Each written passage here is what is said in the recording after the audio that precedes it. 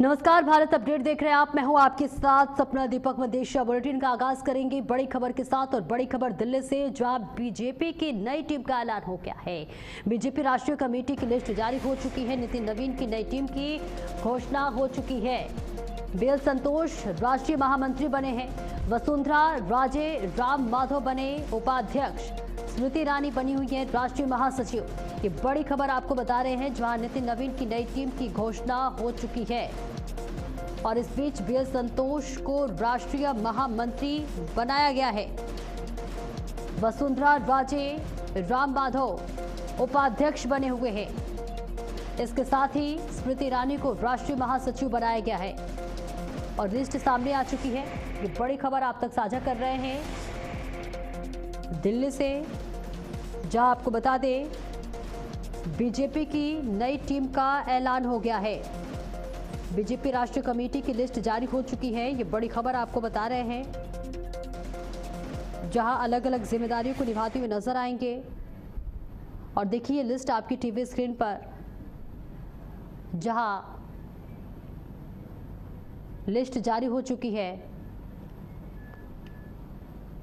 और इस बीच सभी को अलग अलग जिम्मेदारियां दी गई हैं। ये बड़ी खबर आपको बता रहे हैं, जहां नई टीम के संग अब 2027 विधानसभा चुनाव का भी एक तरह से कहे तो तैयारी शुरू हो चुकी है।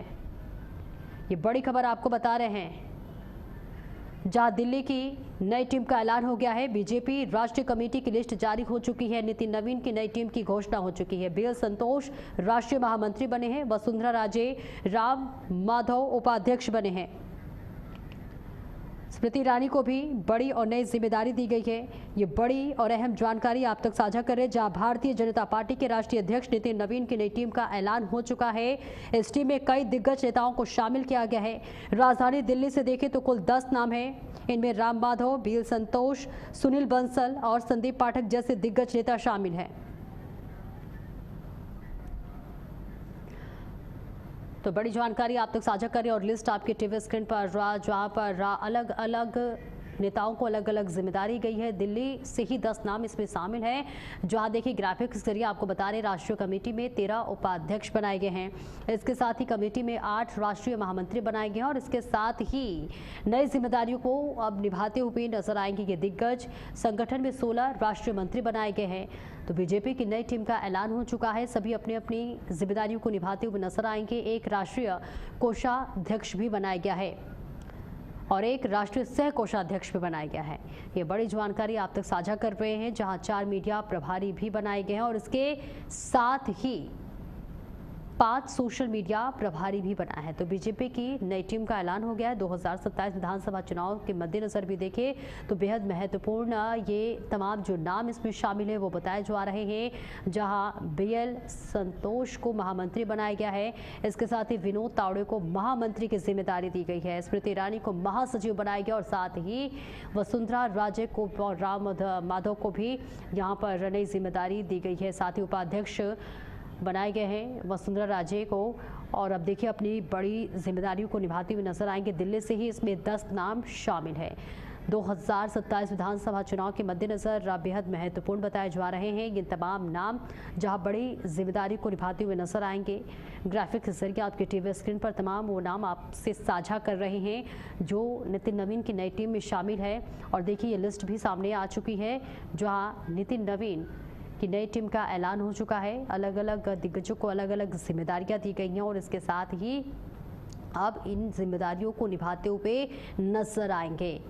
तो बड़ी खबर आपको दिखा रहे हैं, जहां तमाम वो नाम भारत अपडेट ने पहले ही इन नामों का जिक्र किया था। और देखिए तमाम वो नाम आपके टीवी स्क्रीन पर सामने आ चुके हैं, जहां राम माधव, बीएल संतोष, सुनील बंसल और संदीप पाठक जैसे दिग्गज नेता शामिल हैं।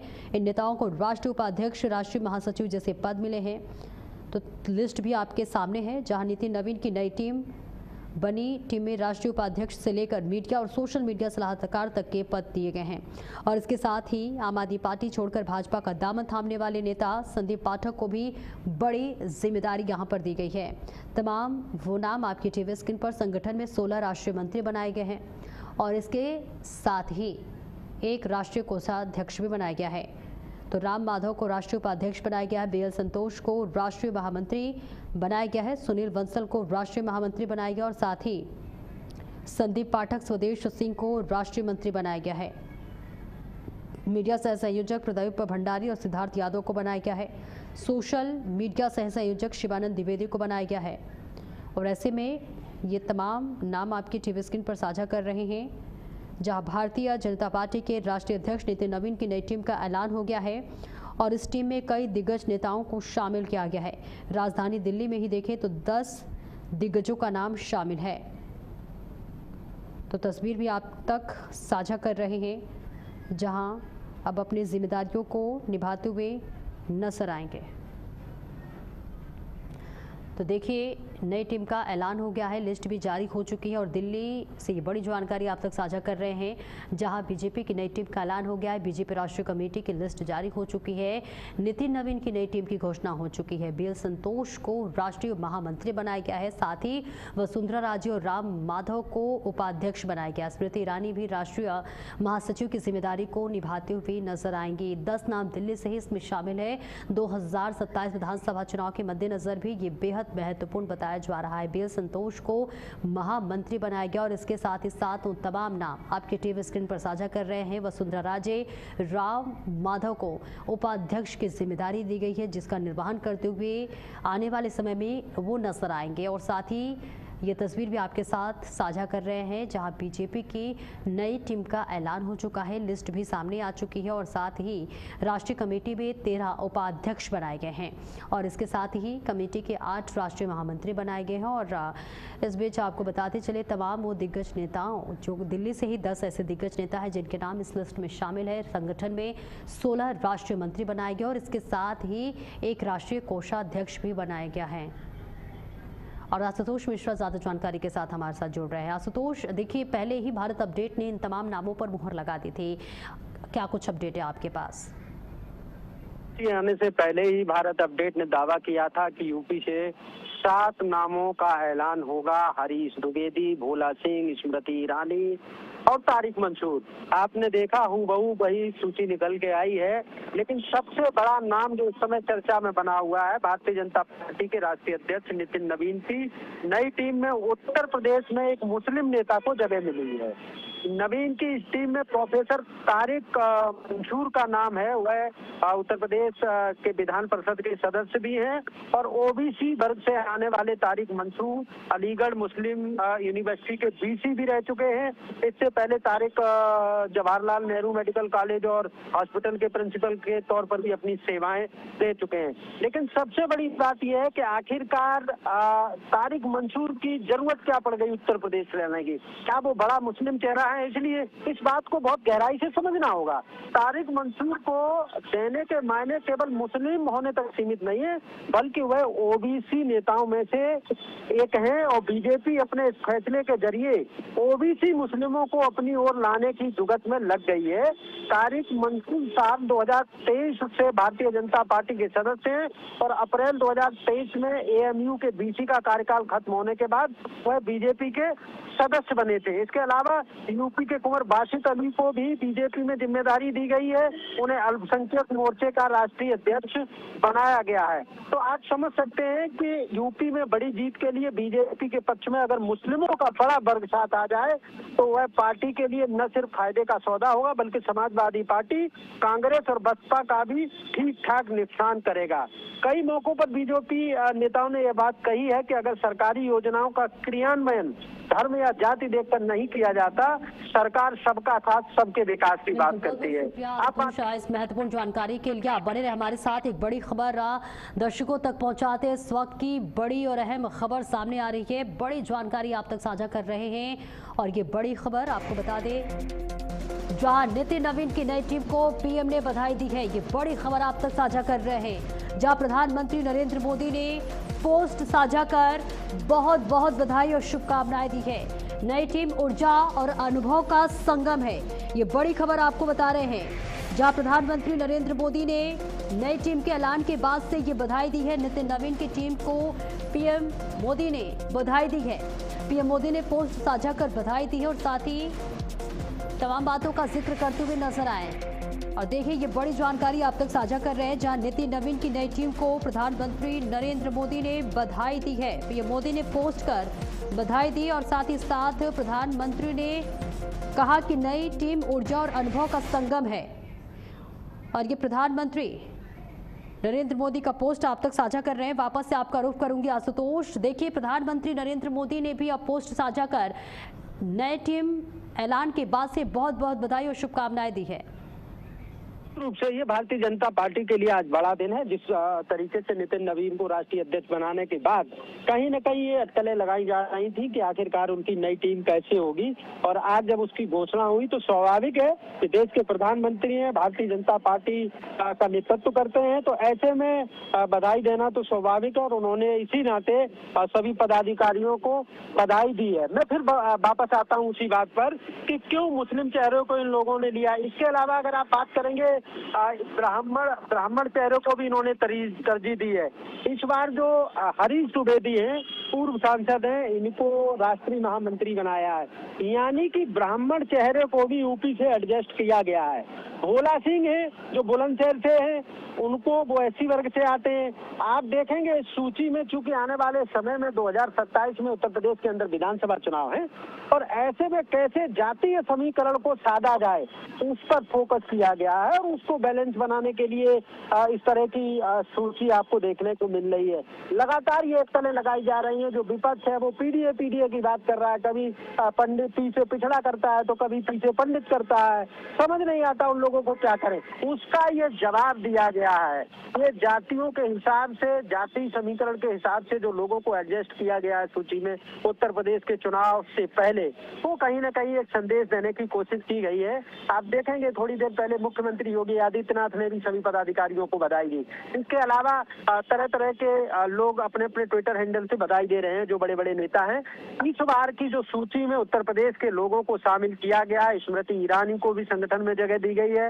ये कहीं ना कहीं दर्शाता है कि भारतीय जनता पार्टी उत्तर प्रदेश के अंदर कोई भी और किसी भी तरह की चूक नहीं करना चाहती है। 2027 के चुनाव में हर हालत में कमल खिले, ये संकल्प लिया है भारतीय जनता पार्टी ने।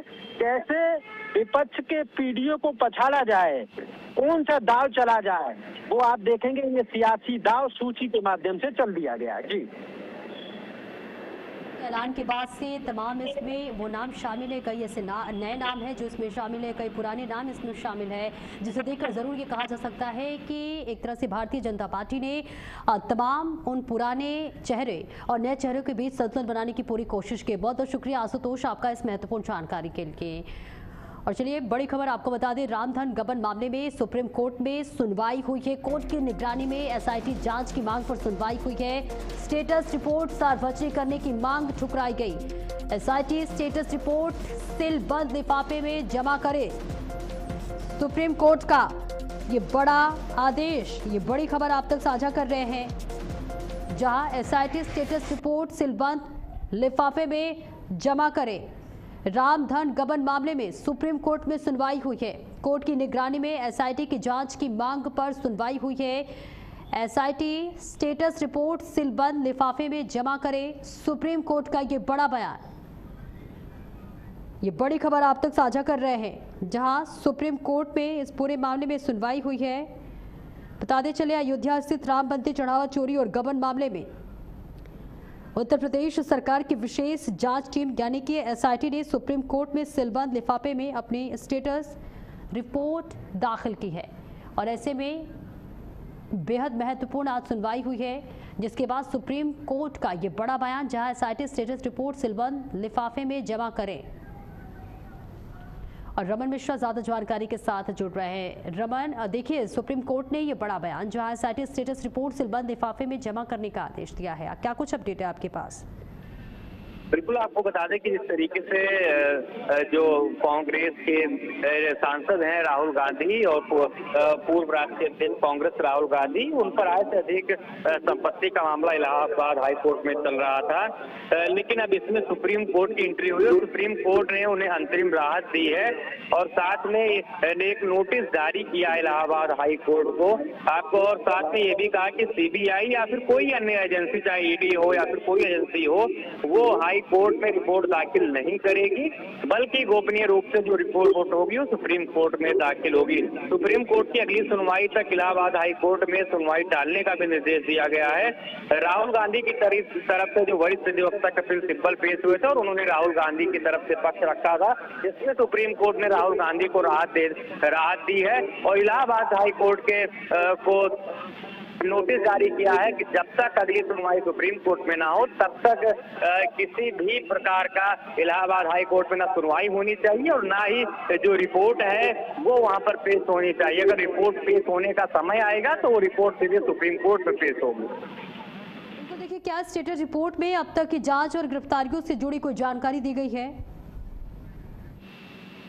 बिल्कुल, आपको बताएं जिस तरीके से जांच हो रही थी, जांच में बहुत सारी चीजें भी सामने भी आ रही थी, कुछ चीजें ऐसी भी थी जो शुरू से ही अफवाह थी, लेकिन रिपोर्ट में क्या कुछ हकीकत है, क्या फसाना है, क्या बात बनाई गई है, ये सब कुछ तो रिपोर्ट पेश होने के बाद ही पता चलता। लेकिन उससे पहले ही सुप्रीम कोर्ट की एंट्री हुई और सुप्रीम कोर्ट ने राहुल गांधी को बड़ी राहत दी है। अब देखना होगा कि अगली सुनवाई में सुप्रीम कोर्ट क्या फैसला सुनाता है, क्योंकि इलाहाबाद हाई कोर्ट जब जवाब देगा तो उसमें वो क्या सुप्रीम कोर्ट फिर से इलाहाबाद हाई कोर्ट के पाले में गेंद डाल देगा या फिर अपने पास ही सुनवाई जो मामला है वो अपनी ही बेंच पे सॉल्व करेगा। बिल्कुल रमन, के सुप्रीम कोर्ट का बड़ा आदेश, ऐसे में रमन सवाल ये भी है कि क्या सुप्रीम कोर्ट ने जांच एजेंसी से अगले स्टेटस रिपोर्ट दाखिल करने के लिए कोई समय सीमा तय की है?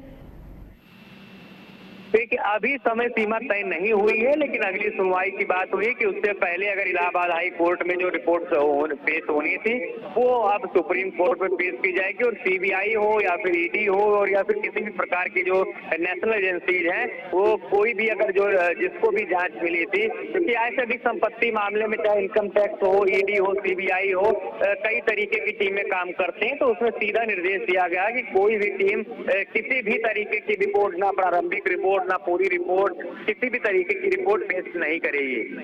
बिल्कुल रमन, क्या इस पूरे मामले में अभी और लोगों पर कार्रवाई हो सकती है या और लोगों की गिरफ्तारियां हो सकती है? नहीं, ऐसा नहीं है, क्योंकि सीधा मामला राहुल गांधी के आय से अधिक संपत्ति का था, तो सीधा मामला राहुल गांधी से जुड़ा हुआ है और राहुल गांधी अगर संपत्ति को अपने, क्योंकि उन्होंने सुप्रीम कोर्ट में अपील दायर की थी, जिनकी अपील पर सुनवाई हुई और राहुल गांधी से मामला है, राहुल गांधी को अगर राहत मिली है तो इसमें और किसी पर कोई एक्शन होने जैसे आसार नहीं दिख रहा है। बहुत बहुत शुक्रिया रमन आपका इस महत्वपूर्ण जानकारी के लिए। और चलिए आगे बढ़ेंगे, जहां कुशीनगर में अपनी ही सरकार में भाजपा कार्यकर्ताओं पर मुकदमा दर्ज होने से सांसद नाराज हो गए हैं। चिरावन गांव में हुई युवक की हत्या के मामले में पीड़ित परिवार से मिलने पहुंचे सांसद ने कसिया थाना अध्यक्ष को सामने बैठाकर जमकर फटकार लगाई है। बताया जा रहा है कि पीड़ित परिवार के साथ भाजपा के कुछ अन्य कार्यकर्ताओं पर भी मुकदमा दर्ज किया गया है। कार्यकर्ताओं पर मुकदमा होने से सांसद ने पुलिस की कार्रवाई पर नाराजगी जताई है। उन्होंने कहा कि अगर मुकदमे से नाम नहीं हटाए गए तो वे पूरे मामले की शिकायत मुख्यमंत्री से करेंगे। सांसद के इस रुख के बाद पुलिस महकमे में भी हलचल तेज हो गई है। तो तस्वीर आप तक साझा कर रहे हैं, जहां आपको बताते चले इस पूरे मामले में पुलिस महकमे में भी हलचल तेज हो गई है और इस पूरे मामले की जो है शिकायत मुख्यमंत्री से करने की भी बात कही गई है। लखनऊ के पारा क्षेत्र में रविवार शाम डेयरी संचालकों के खिलाफ कार्रवाई करने पहुंची नगर निगम और पुलिस की संयुक्त टीम पर अचानक पथराव हो गया। ये बड़ी खबर, जहां पथराव होते ही मौके पर अफरा तफरी मच गई।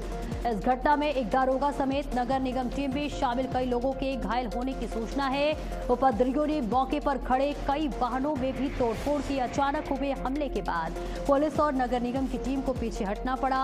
घटना की सूचना मिलते ही अतिरिक्त पुलिस बल मौके पर पहुंचा और पुलिस पूरे मामले की की जांच कर पथराव और तोड़फोड़ करने वालों की पहचान में जुटी हुई है। ये बड़ी खबर आप तक साझा कर रहे हैं, जहां पथराव में पुलिस समेत कई लोग के घायल होने की खबर सामने आई है। कार्रवाई के दौरान अफरा तफरी मच गई है और ये बड़ी जानकारी आप तक साझा कर रहे हैं।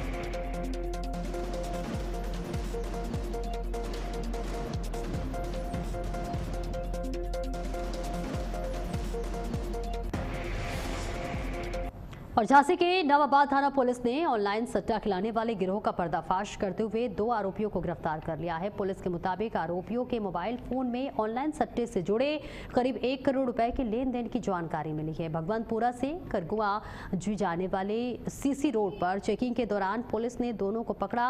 आरोपी की गिरफ्तारी से बचने के लिए आरोपियों ने स्कूटी से पुलिस टीम पर टक्कर मारकर भागने की कोशिश की, जिसमें हेड कांस्टेबल नीतू कुमार घायल हो गए हैं और आरोपियों के पास तमंचा, 2 कारतूस, 4 मोबाइल, 2700 रुपए और स्कूटी बरामद हुई है। पुलिस गिरोह के अन्य सदस्यों की तलाश में जुटी हुई है। तो ये तस्वीर आप तक साझा कर रहे हैं, जहां आपको बता दें 2700 रुपए और स्कूटी बरामद की गई है। पुलिस पूरे गिरोह के अन्य सदस्यों की तलाश कर रही है, जांच पड़ताल कर रही है।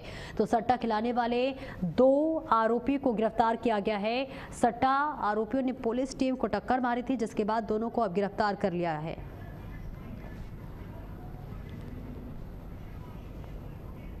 दोनों व्यक्तियों को दबोच लिया गया और नाम पता पूछने पर अपना नाम प्रभात अग्रवाल, गिरजाशंकर झा उर्फ राजू झा, जो थाना प्रेमनगर झांसी के रहने वाले हैं, इनके कब्जे से एक देसी तमंचा, 315 बोर, 2 जिंदा कारतूस, 1 स्कूटी, लगभग 1 करोड़ के ट्रांजैक्शन मोबाइलों में मौजूद मिले हैं। इनके विरुद्ध सुसंगत धाराओं में अभियोग पंजीकृत किया गया है। दोनों अभियुक्तों को माननीय न्यायालय में पेश किया गया। पूछताछ के दौरान 7 अभियुक्तों के नाम और प्रकाश में आए हैं। वांछित अभियुक्तों के विरुद्ध विवेचनात्मक कार्रवाई प्रचलित है। और चलिए आगे बढ़ेंगे। अमरोहा से बड़ी खबर है, जो अमरोहा देहात की छावी गांव में चाप सेंटर पर ताबड़तोड़ फायरिंग से हड़कंप मच गया है। अमरोहा कांट रोड स्थित कान्हा चाप सेंटर पर बैठे युवकों को अज्ञात हमलावरों ने निशाना बनाया। ग्रामीणों के मुताबिक हमलावरों ने करीब 30 से 40 राउंड फायरिंग की। हालांकि गनीमत रही कि गोलीबारी में कोई हताहत नहीं हुआ और युवक बाल बाल बच गए। घटनास्थल से 315 और 12 बोर की खोखे बरामद हुए हैं। सूचना पर एसपी लखन सिंह यादव समेत पुलिस और फॉरेंसिक टीम मौके पर पहुंची है। पुलिस सीसीटीवी फुटेज खंगालकर हमलावरों की तलाश में जुटी हुई है। तस्वीर आप तक साझा कर रहे हैं। इस पूरे मामले में पुलिस हमलावरों की तलाश कर रही है कि आखिर हमला किसने किया। ये तस्वीर भी आप तक साझा कर रहे हैं, जहां आपको बताते चले कि सूचना पर एसपी लखन सिंह यादव समेत पुलिस और फॉरेंसिक टीम मौके पर पहुंची। पुलिस सीसीटीवी फुटेज खंगाल रही है और साथ ही हमलावरों की तलाश में जुटी हुई है। तो देखिए ये तस्वीर आप तक साझा कर रहे हैं। 30 से 40 राउंड फायरिंग के बाद से हड़कंप मच गया। और आगरा में कावड़ चढ़ाने को लेकर शिव भक्तों और पुलिस के बीच विवाद हो गया। कावड़ चढ़ाने की मांग को लेकर कावड़ियों ने सड़क पर जाम लगा दिया। इस दौरान अनुमति को लेकर पुलिस और कावड़ियों के बीच नोकझोंक हुई। आक्रोशित शिव भक्तों ने विरोध में नारेबाजी की। लंबे इंतजार और तेज गर्मी के चलते कुछ कावड़ियों की तबीयत बिगड़ गई और वे चक्कर खाकर सड़क पर गिर पड़े। तो कावड़ियों ने जाम लगा दिया, जिससे बाद पुलिस से नोकझोंक की खबरें सामने आई है। गर्मी के चक्कर में कावड़िए गिर गए, जिसके बाद यहां पर पुलिस और कावड़ियों के बीच नोकझोंक हो गई। कावड़ियों की तबीयत बिगड़ गई और वे चक्कर खाकर गिर पड़े। बताया जा रहा है गर्मी के चलते कावड़ियों की तबीयत खराब हो गई थी, जिसके बाद कावड़िए चक्कर खाकर गिर पड़े और इस बीच पुलिस और कावड़ियों के बीच नोकझोंक भी हुई है। आपको बता दें, कावड़ चढ़ाने की मांग को लेकर कावड़ियों ने सड़क पर जाम लगा दिया। इस दौरान अनुमति को लेकर पुलिस और कावड़ियों के बीच नोकझोंक हुई। आक्रोशित शिव भक्तों ने विरोध में नारेबाजी की और लंबे इंतजार और तेज गर्मी के चलते कुछ कावड़ियों की तबीयत बिगड़ गई और वे सड़क पर चक्कर खाकर गिर पड़े। और इसी के साथ इस बुलेटिन में इतना ही। खबरों का सिलसिला लगातार जारी है।